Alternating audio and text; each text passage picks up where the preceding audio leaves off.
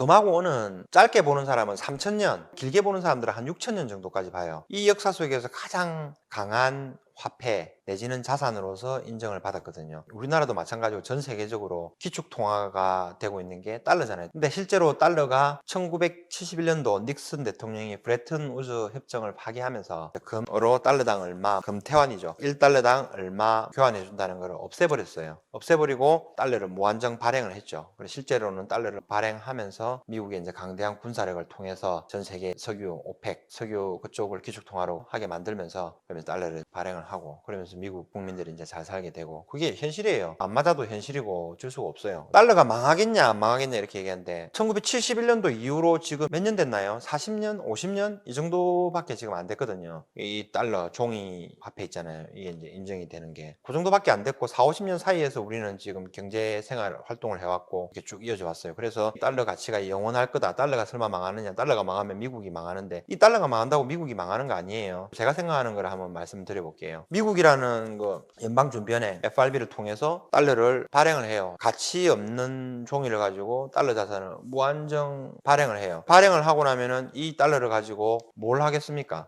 사우디의 석유 생산하는 업체의 지분을 사겠죠. 주식을 사고 그러면 50%, 51%, 60%를 사면은 그 회사는 미국 달러를 산 지분이 전부 다 미국 회사가 되는 거예요. 우리나라에 와서 SK텔레콤이라든지 삼성전자의 주식을 샀어요. 그 다음에 은행주들을 샀어요. 그러면 그 소유가 50%, 60% 이상이 넘어가면은 전부 가치가 없는 달러를 가지고 가치가 되는 자산으로 바꾼 거죠. 그 다음에 그 달러를 가지고 금이라든지 은이라든지 실물 부동산이라든지 각 나라별로 가치가 있는 거를 다 산단 말이에요. 다 사고 나서 각 나라별로는 이제 외환 보유고가 있어야 되겠죠. 실제로 경제 활동을 하기 위해서는 보유하고 준비를 했어요. 그렇게 많은 달러를 발행을 하고 나서 그 달러로 돈이 되는 모든 걸로 지금 다 바꿔놨어요. 점차 지금도 바꾸고 있는 거죠. 예를 들어서 QT, 긴축을 중지를 하고 양적 완화라는 거를 시행하는 거로 윤곽이 드러났죠. 그럼 양적 완화를 또 한다는 건 또 돈을 마구 찍어낸다는 거거든요. 그러면은 그 나라의 통화가 강한 나라들, 예를 들어서 일본이라든지 유로라든지 뭐 영국의 파운드라든지 이런 나라들은 똑같이 또 양적 완화를 통해서 막 찍어내요. 우리나라는 그럴 능력이 전혀 없죠. 우리나라는 우리나라 S만 인정되는 게 돈이잖아요. 아쉽지만은 그게 이제 현실이에요. 달러를 엄청나게 발행을 해가지고 돈이 되는 걸로 값진 걸로 전부 바꿔놨다는 거예요. 그러고 나서 이 달러를 예를 들어서 없애버려요. 아주 옛날에 제가 방송을 통해서 본 게 있는데 이 책에서도 아마 나왔는지 어디 책에서 나왔는지 모르겠어요. 아주 오래된 기억인데 미국하고 캐나다하고 멕시코하고 북아메리카 이쪽에 해가지고 연합을 해가지고 아메로라는 걸 만든대요. 새로운 화폐를. 그게 뭐 어떻게 됐든 간에 이 새로운 화폐를 만들었습니다. 이 새로운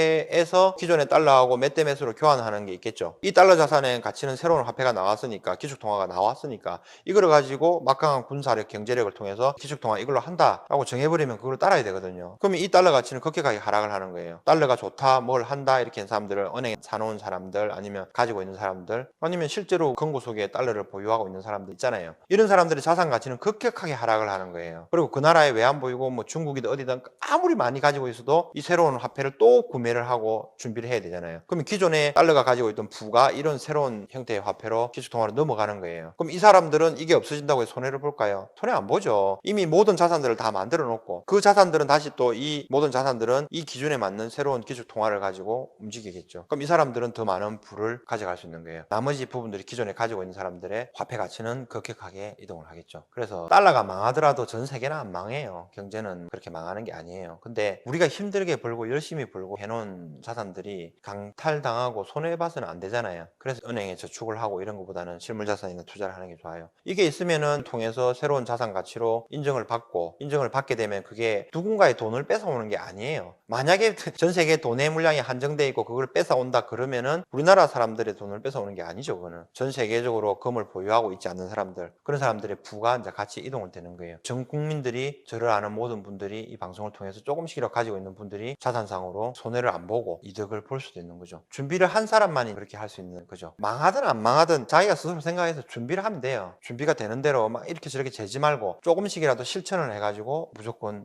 하나하나씩 하시라는 거죠. 나중에 이 가격대는 맨날 변해요. 매일 변하기 때문에 의미가 없어요. 의미가 없고 나중에 내가 1kg 몇 개가 있다, 10돈 몇 개가 있다, 10g 몇 개가 있다 이 정도만 이제 기억에 남거든요.